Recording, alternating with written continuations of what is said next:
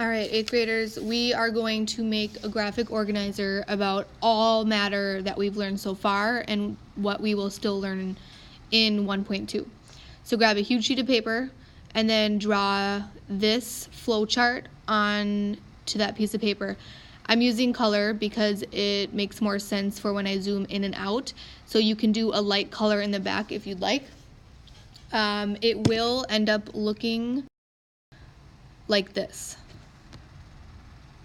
So make sure you have enough room to write all of that stuff in there. That's why we're using a huge sheet of paper. All right, zooming in on the very top. Matter. Matter is anything that has mass and takes up space. Example, solid, liquid, gas, plasma. Moving down from matter, all matter is broken into two different types. They are either mixtures or they are pure substances.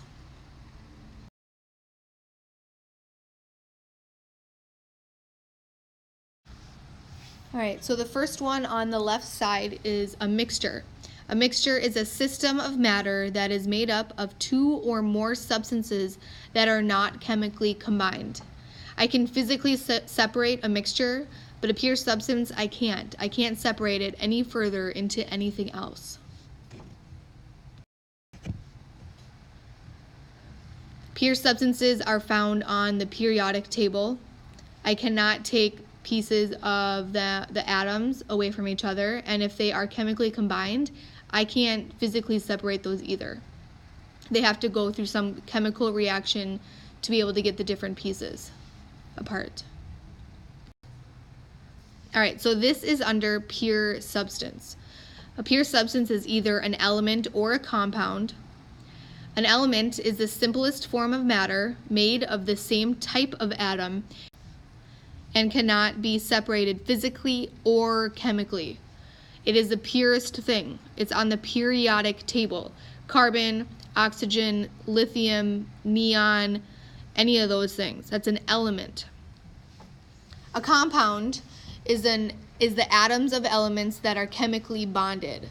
That's water, carbon dioxide, table salt, sulfuric acid. So now this whole right side should be filled out. Matter is anything that has mass and takes up space. There are two types of matter, a mixture or a pure substance, and pure substances can either be an element or a compound. They are pure. I cannot take those apart. So now let's move on to the left side, the mixture. The mixture can either be homogeneous, which means the same, or it can be heterogeneous, which means different. So we're talking about the properties and the things that make up the mixture. I don't know why that's so light. Okay, so a homogeneous, again, think about homo is the same. Homozygous. In alleles, we were talking about the same allele. Little L are for brown eyes, whereas big L or black eyes, or big L or black eyes. We're talking about the same. The matter has identical properties throughout. Salt water looks all the same throughout. Mouthwash looks all the same throughout. Gravy, until it's hard, it looks the same throughout. Compared to a heterogeneous mixture, that's matter that has parts with different properties. Pizza, soil, cookies, anything that I can actually see, the pieces are different. So put that on a page in your notebook and write at least a 4-sentence summary. Matter is, a mixture is different from a pure substance because blank is, two types of pure substances are, two types of mixtures are. You could also talk about examples of each one and other things that you know about pure substances so far.